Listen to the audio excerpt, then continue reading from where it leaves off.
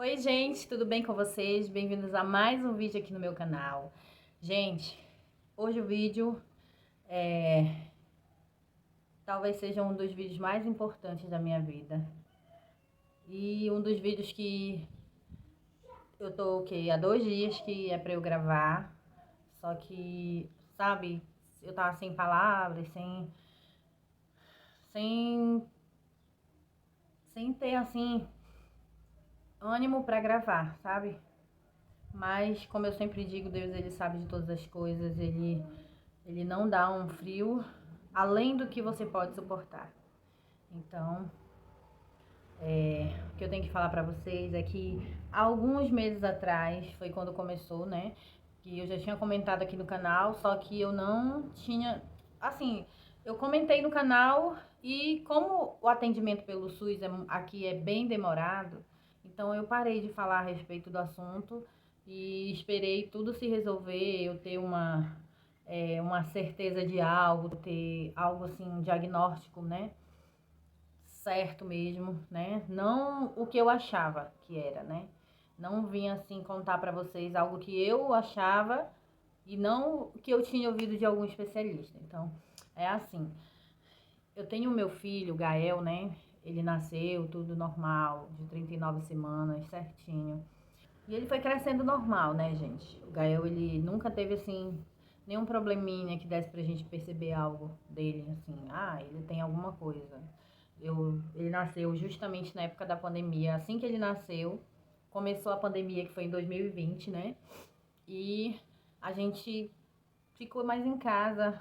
Tentei fazer aquele teste da orelhinha. E o único teste que eu consegui fazer pra ele foi o teste do pezinho. Mas o teste da orelhinha, eles mandavam a gente para um posto de saúde, aí já não era lá. Ia para outro posto de saúde, não era lá. E toda vez que a gente ia em algum posto de saúde, a pessoa dizia que não era aquela data, que era tal data. A gente chegava naquele dia, não era data, e acabou que o Gael cresceu e a gente nunca fez o teste da orelhinha dele, né? Aí tá, conforme foi passando o tempo, Gael completou é, já que uns 11 meses, Gael já falava papai, mamãe, titia, vovó, me dá, ele pedia água, falava tudo certinho, sabe? Ele sempre foi uma criança muito inteligente, assim, de falar tudo. Eu chamava o Júnior, eu falava, Júnior, vem cá. E o Gael falava, Ju, vem cá, Ju, vem cá. Ele repetia tudo que eu falava. Então, tava de boa, né? Tudo crescendo, tudo normal. E aí ele completou 1 aninho, 1 ano e 2 meses. Quando foi chegando perto de 1 ano e 5 meses, o Gael começou a diminuir a fala. Ao invés de ele falava, né, papai, mamãe. Gente, esse carro do som aqui é horrível. Depois de papai, ele foi pra papa. Depois de mamãe, ele foi pra mama. Depois de mama e papa, ele foi pra má e pá. Depois de má e pá, nem isso mais, sabe? Eu tô usando o mamãe e papai como referência, mas as outras palavras ele simplesmente não falava mais, sabe? Ele já não pedia água. Quando ele queria pedir água, ele falava i. A gente sabia que era água quando ele queria, porque ele falava i só. Ele não falava mais água, né? Ele não falava me dá, ele não falava mais. E com o passar do tempo a gente foi percebendo que ele foi deixando mais e depois ele já não falava mais o i para água, ele já pegava na roupa da gente, levava até o bebedouro, né? E aí mostrava que a gente sabia que ele queria água por causa disso, sabe? E aí depois, com o passar do tempo, ele começou a ter alguns movimentos repetitivos, tipo sacudir as mãozinhas, né? Sair correndo quando ele tava feliz. Quando ele tava, não, quando ele tá feliz, ele faz isso, sabe? Hoje, ele faz isso. Hoje ele tem 2 anos e 9 meses e ele sacode a mãozinha dele agitado. Ele anda muito na ponta do pé, tá bem, ele? Ele anda muito na ponta do pé. Ele gosta de montar. Eu já mostrei muitas vezes aqui no canal. Ele gosta de ficar empilhando as coisas, sabe? Brinquedos, roupas, tudo que ele vê pelo chão, às vezes ele vai começar a empilhar. E quando cai alguma coisa, ele simplesmente ele grita, ele chora, sabe? Ele não gosta de barulho, ele não gosta de barulho de caixa de som alto que dá aquele eco, ele não gosta.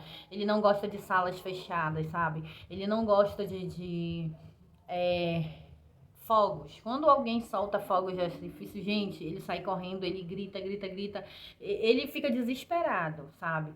É horrível, ele não gosta de buzina de moto. E nisso, com o passar do tempo, a gente foi percebendo, né? Mais eu, porque eu convivo mais. O meu esposo tá sempre em casa, que ele se vira, trabalha em casa, como eu falei pra vocês. Só que o meu esposo sempre tá sentado na frente do computador e eu não, eu sempre tô com as crianças. Então eu comecei a reparar, né?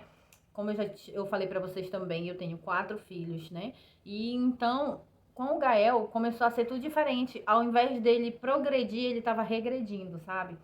E aí eu me preocupei. Em maio desse ano, eu fui no postinho de saúde, consegui consulta, né, com um clínico geral e pedi para ele que eu queria um encaminhamento para o neuropediatra, né? Porque aqui não tem neuropediatra na cidade, a gente tem que ir para outras cidades vizinhas onde tem, ou ser atendido pela telemedicina, que é o que o SUS oferece aqui, né? Você marca consulta, passa meses para conseguir, e quando você consegue, o médico fala com vocês através de uma chamada de vídeo, sabe? E assim, a primeira vez que me chamaram desde maio foi em junho. Junho? Não. Foi agosto. Que foi a primeira chamada, foi em agosto, a consulta dele, se eu não me engano. E aí nós fomos, quando chegou lá, era para ser consulta na telemedicina, só que não. Quem atendeu a gente foi uma enfermeira, né? Muito simpática, a Marcela. Pensa, uma ótima pessoa. Só que era uma enfermeira. Então, ela fez as perguntas, como que ele se comportava. Ela fez tudo que um neuropediatra faria, perguntar, né? Ela perguntou o comportamento dele, perguntou tudo. E eu disse pra ela, foi tipo, quando a gente vai, eu fiz a triagem e aí passa com a enfermeira e depois com o médico, né? Aí eu fiquei indignada com o SUS, o atendimento pelo SUS, tudo. E aí, só que ela me falou, né, que eu só conseguiria vaga com atendimento para neuropediatra seria outubro ou novembro. E quando foi agora, tem o quê? Tem o quê? Uns 5 dias atrás, ela ligou dizendo que tinha conseguido vaga para o Gael, para consulta dele com a neuropediatra. Era que ia ser na terça-feira, dia 18, que realmente foi na terça-feira, né? 2 horas da tarde. E eu fui para consulta com o Gael. A neuropediatra me atendeu, sabe? Apesar de ser pela telemedicina, o atendimento foi maravilhoso, sabe? Ela perguntou tudo a respeito do Gael, desde quando ele nasceu, desde quando eu tava grávida, né? Desde quando eu tava grávida, perguntou como é que ele foi, quantos quilos ele pesou. Ela perguntou tudo a respeito do Gael, sabe? Perguntou pra mim tudo a respeito até da alimentação, se ele socializava, e o Gael não é de socializar, sabe? Ele sempre tá no meio das criancinhas, mas ele corre. Se todo mundo estiver correndo, ele quer correr também, mas é tipo assim, ele tá correndo lá no meio, mas ele não tá junto. Depois ele vai pro canto dele, ele brinca sozinho, e aí depois as outras crianças é tipo assim, eles ficam pra lá no grupinho e ele fica separado. Ele não se mistura, gente. Ele se aborrece até com choro de criança, Gael se aborrece, sabe? Mas assim, quando depois da consulta de, assim, um tempão que eu fiquei lá com a consulta da neuropediatra, ela pegou e falou pra mim que se tinha alguém na família que tinha autismo, né? Aí eu falei que sim, que na minha família, só que na minha família era uns filhos de uma prima minha por parte de pai que ela tem, né? E aí os 2 meninos dela têm autismo e também assim, da família do meu esposo, a gente sabe, né, de casos, mas não, como que eu posso dizer? Não diagnosticado que tem, mas nós sabemos que tem. Então, é assim.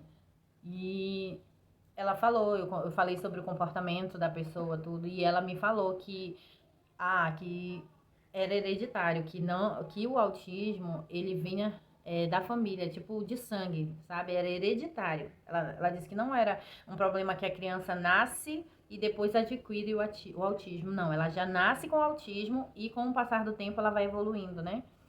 Aí, sabe, foi um choque.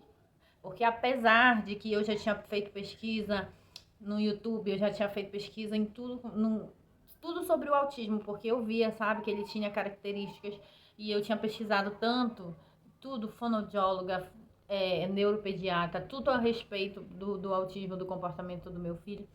E toda vez que eu via, eu ouvia os vídeos e como eles falavam e eu via no meu filho. Só que é tipo assim, você sabe que pode ser, mas você não está preparado para ouvir que é, sabe? Então, eu fui e a médica falou pra mim, ela me deu um laudo, né, do neném, me deu um papel, uma solicitação para fazer um exame de orelha. Eu esqueci agora o nome do exame. Só sei que esse exame é R$ 700 aqui. Não é nem aqui, é em Marabá, que é uma cidade vizinha, só que para chegar lá, para eu ir lá, sai mais caro ainda, sabe? E aí, quando ela falou que ela não poderia nem dizer que poderia ser, não. Ela falou que era, que ele tinha, como é que diz o laudo? Todos os critérios, tinha todos os critérios para o transtorno do espectro autista, sabe? E aí, assim, eu chorei lá. Não, porque assim, eu acho que vocês vão me entender. A gente nunca tá preparada, assim, para receber um diagnóstico, né? De que o teu bebê pode ter algo assim. E desde que eu comecei a desconfiar, e outras pessoas que convivem com a gente também começaram a dizer: será que ele não tem autismo? Teve uma irmã da minha igreja que ela pegou e ela me colocou em um grupo de pais de autistas aqui de Canaã, sabe? E eu tenho participado desse grupo e eu tenho visto que as crianças de lá têm o mesmo comportamento do meu filho, só que eu não tinha o diagnóstico. Daí, o que me deixou desesperada não foi o fato do meu filho ser autista, porque isso é uma condição que a gente tem que aprender a conviver e a amar, sabe? Ter muito amor pela criança, pela condição, ter muita paciência.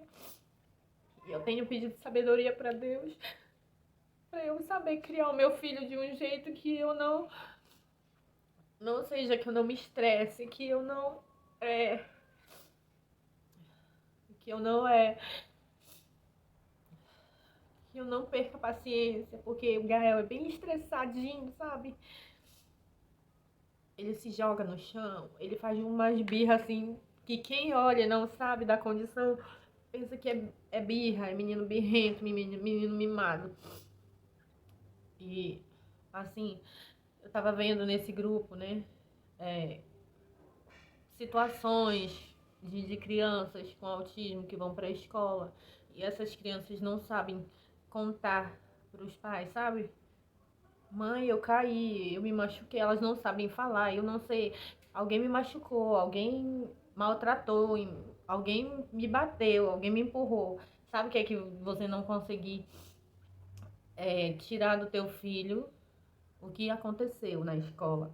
E aí eu fico pensando assim, meu Deus do céu, como é que vai ser? Porque aí agora eu fico pensando, eu vou mandar meu filho para uma escola que eu corro risco de pirar depois, porque como que eu vou mandar meu menino pra escola e aí se alguém bater nele, se alguém maltratar ele, sabe? Tudo vem na tua mente. Se alguém maltratar, machucar o teu filho e aí tu não vai conseguir dizer pra ele assim, alguém machucou você? Quem foi? E ele simplesmente só te olhar, porque o Gael é assim, o Gael ele é o tipo de criança que eu olho pra ele e eu falo, Gael, olha pra mamãe, filho, olha pra mamãe. Você quer água? Quando ele quer alguma coisa, ele quer comer alguma coisa, a gente tem que adivinhar. Ele abre a geladeira e a gente tem que adivinhar. Quando ele quer açaí, a gente já sabe, porque agora ele tá viciado em açaí, sabe? A gente já sabe que ele abre a geladeira e ele começa a apontar para as panelas. Então a gente já sabe que ele quer açaí. Quando ele quer água, a gente fica querendo adivinhar o que ele quer. Aí imagina tu mandar um filho teu pra escola e aí lá alguém maltratar o teu bebê e ele não saber te falar. Sabe, eu fiquei assim, eu entrei em pânico por causa disso. Não pela condição do meu filho, mas pelo que pode acontecer e ele não saber contar pra mim. Porque o Júnior, ele vai pra escola e ele, quando chega da escola, ele chega dizendo: mãe, olha, mãe, aconteceu isso, mãe, eu merendei isso, mãe, foi assim, mãe, assim, assim, assim. O Júnior fala tudo, sabe? E o Gael, aí eu vi esse caso no grupo lá, sobre a criança que chegou machucada, eu disse: meu Deus, e agora? Vou ter que trabalhar para colocar câmeras na escola. Aí eu já pensei, eu vou ter que trabalhar para me pagar uma babá para ir para a escola com ele. Porque é muito fácil você colocar um filho na escola seu e saber que ele tem que aprender a socializar. Mas saber que aí de repente alguém pode vir meter a tapa no teu filho e ele não saber te contar, aí já muda toda a história, né? Eu lembro de uma vez que falaram que Deus dava filhos especiais para pais especiais. Eu era bem nova quando eu ouvi isso. Eu acho que se Deus tivesse me dado um filho na época que eu era bem nova, eu não teria é, sabedoria pra criar o meu filho, assim, sabe?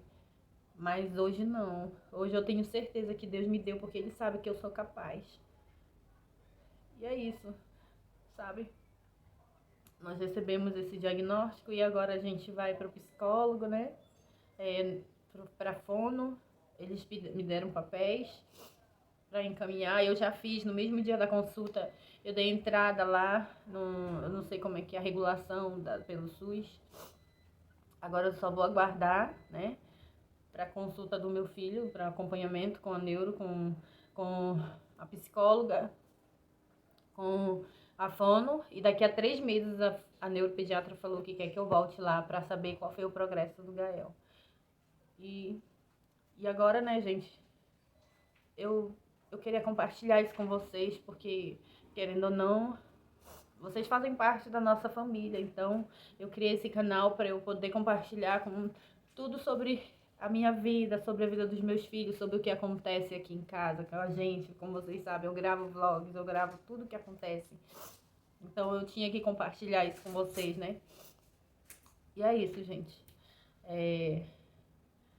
Eu tô nova nisso, né? Então, eu só peço que vocês sempre estejam por aqui comigo. Não sei, eu tenho vocês como amigos, pessoas bem próximas com quem eu posso compartilhar tudo, então eu espero que vocês me entendam, tá bom? Eu sei que o vídeo ficou bem longo, né? Mas eu precisava conversar, eu precisava desabafar com alguém e nada melhor do que com vocês, gente, porque o lugar onde eu, eu recebo mais mensagens, sabe? Mensagens amorosas, mensagem que me levanta, porque tem dias que eu tô assim, bem baixo. Mas quando eu olho no canal, eu vou olhar as mensagens, eu recebo tanta mensagem de carinho, de amor, de pessoas abençoando a minha família, o meu casamento, os meus filhos. Então, eu fico muito, muito feliz. Aquilo me põe pra cima, né? Então, eu peço que vocês continuem por aqui e também quero agradecer cada um de vocês chegou até aqui no final. E até o próximo vídeo, tá bom? Tchau!